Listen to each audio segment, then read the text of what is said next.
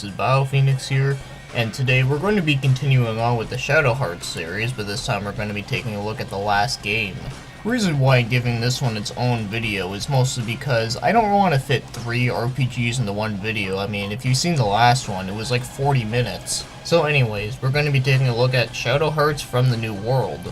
It was only released on the PlayStation 2, and it was developed by the same company as the older one, Scanoff, or what they were called, Nautilus, or whatever it's called. And instead of being published by Midway, it's instead published by Xseed Games. And it was released in 2005 for Japan, 2006 for North America, and 2007 for Europe. Now, the reason why this game is called From the New World has to do with the fact that this game takes place in the Americas. Back in the olden days, that's what this side of the world was once known as, the New World. But I also like to poke fun at the meaning New World because this game feels definitely a lot different than the other two games. So let's get into that. So first things first, let's talk about the story. So it's the year 1929.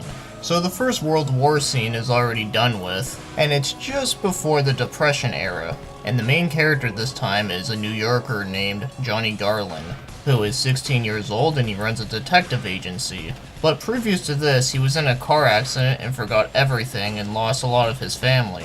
But the person that mostly takes care of him is Lenny, his butler, who is actually in the second game.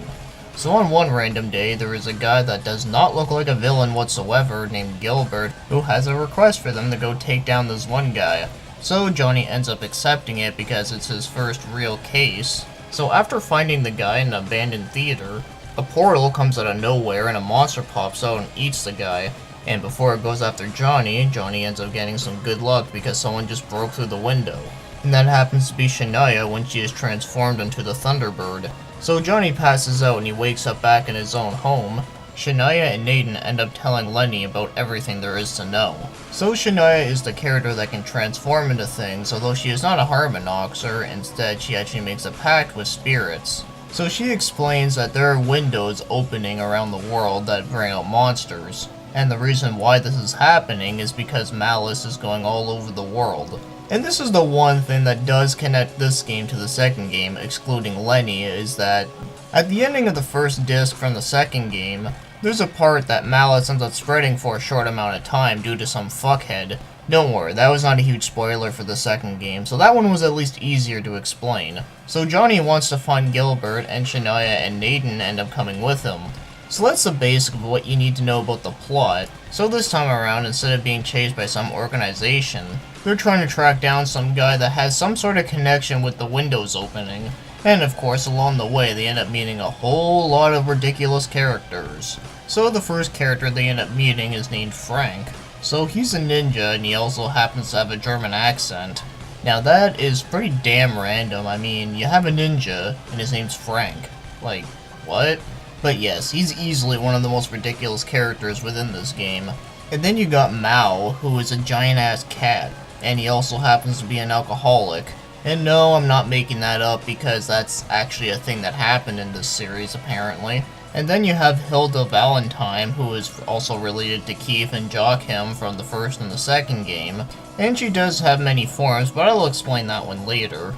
And then the last party member that joins you is named Ricardo, and he happens to be a mariachi musician. And basically he likes to travel around because he wants to be more inspired. So that's pretty much it, and all I have to say here is that who the hell came up with this?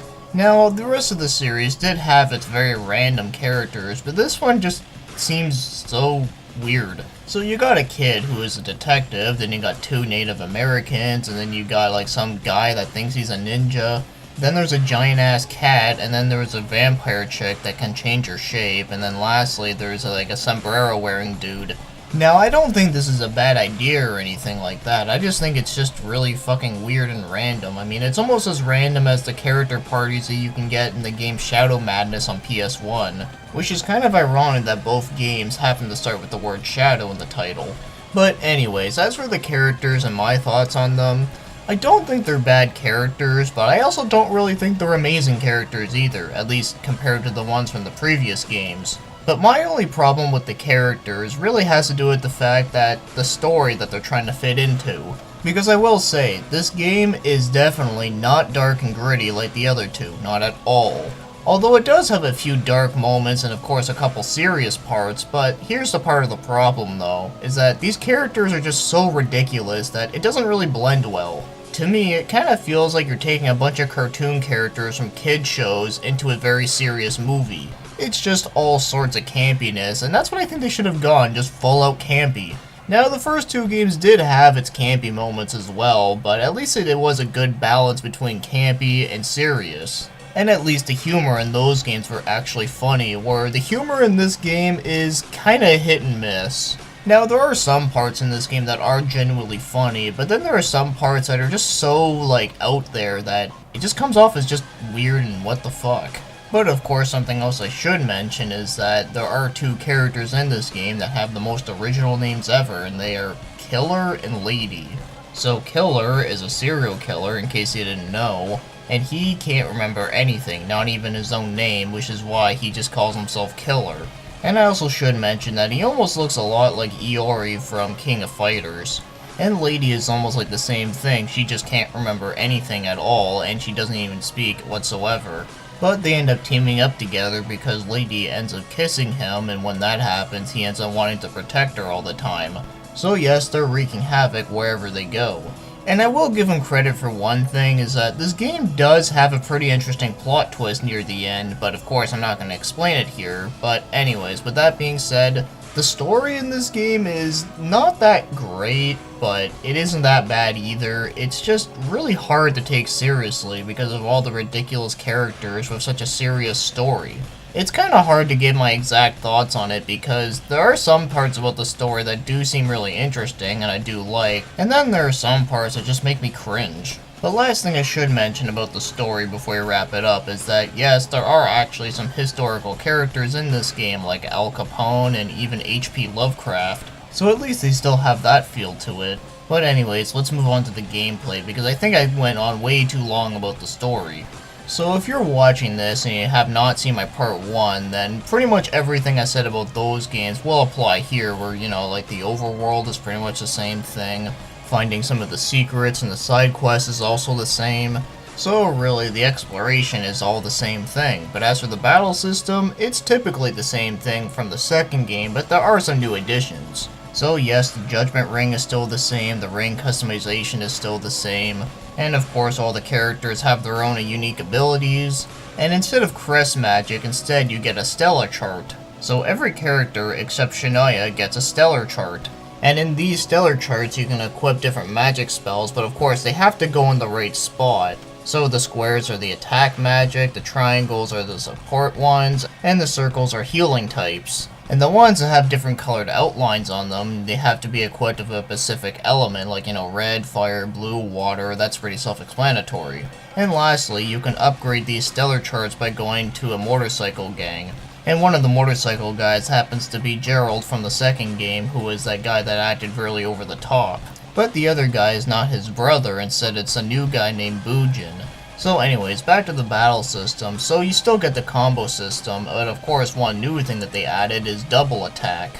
So to acquire the double attack, you have to fill up your stock gauge, which is another new feature that they added in here. So the more you attack or get damaged, the stock gauge will go higher. Even the enemies have a stock gauge. So what it does is that it allows you to do double attack or double combo. So what double attack does is that it allows you to make two moves in the same turn, but you can't select the same thing twice. And double combo is pretty much the same thing as combo, but instead you can just move twice with each character.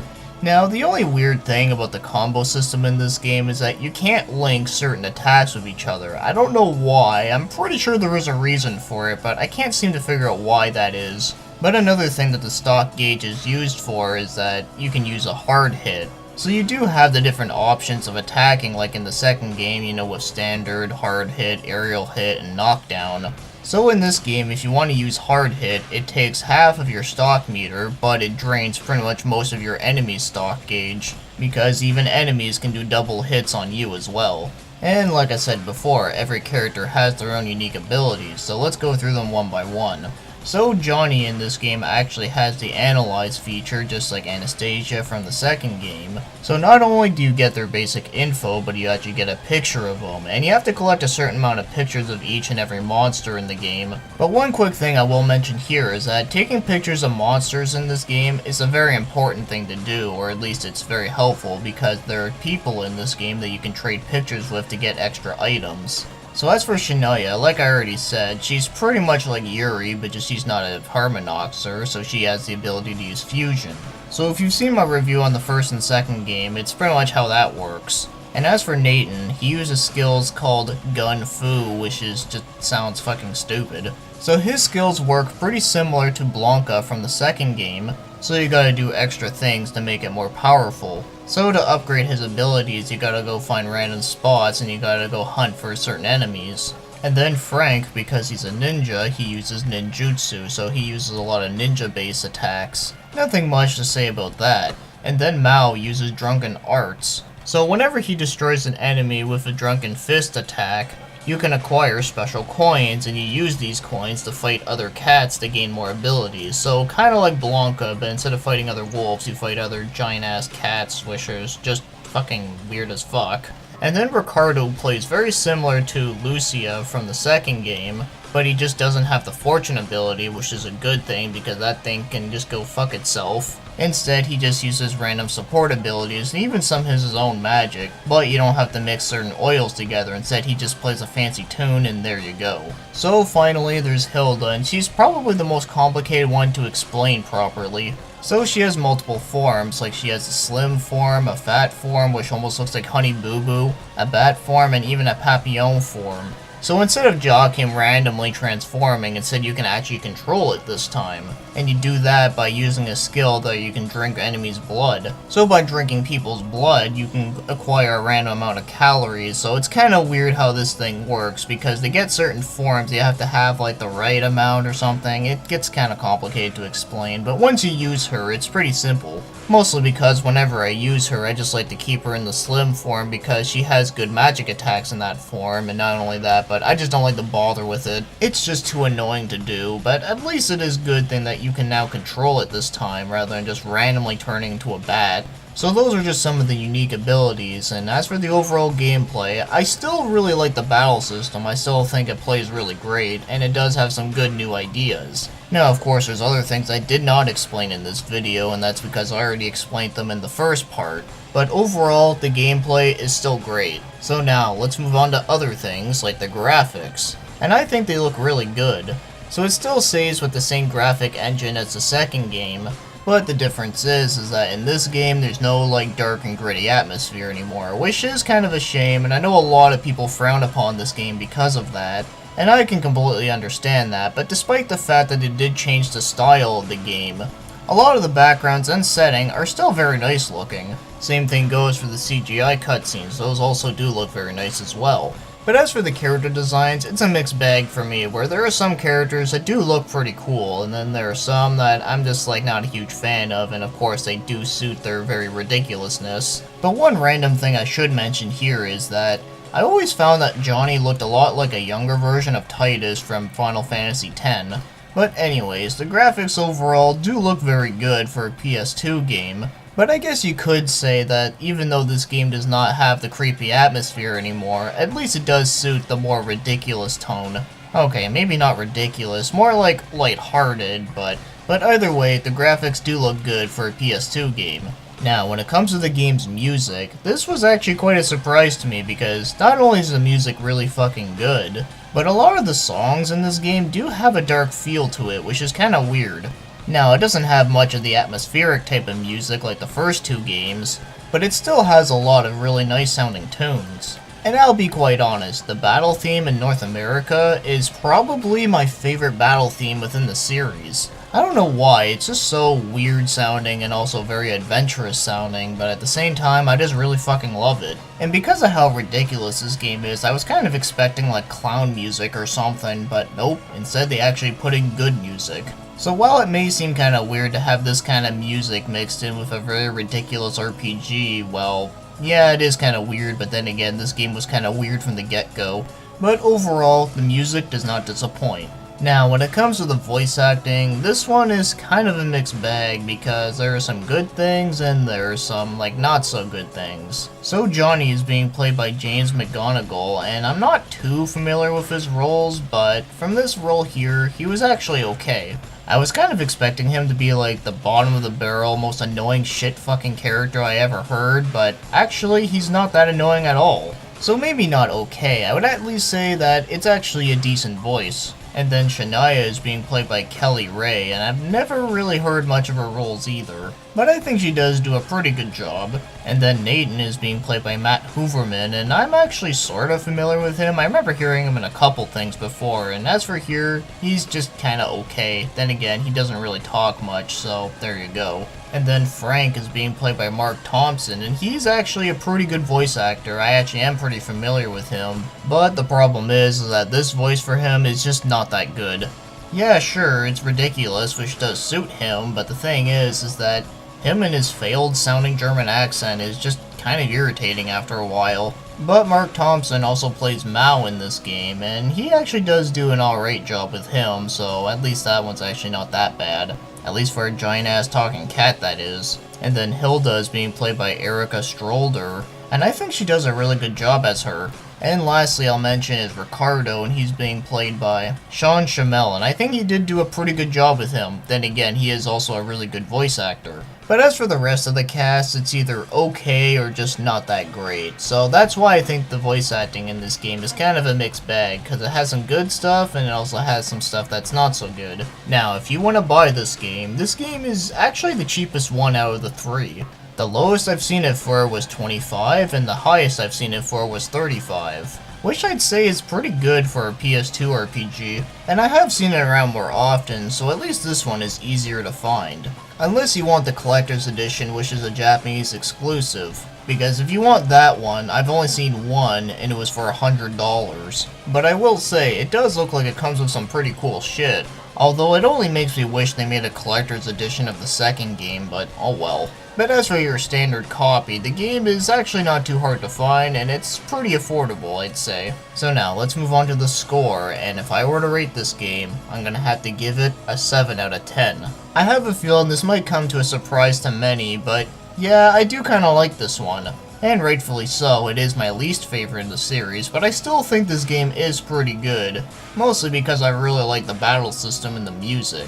And it's not hard to see why that this is the black sheep of the series, and what's pretty funny about this is that I remember when I was playing through the first game, I wanted to look up more information about the series in general, and I remember a lot of people were telling me that like this game was like an abomination and that it was trash. Personally, I wouldn't go that far, considering I don't think this game is bad at all, it's just, you know, it has a kind of fuckular story.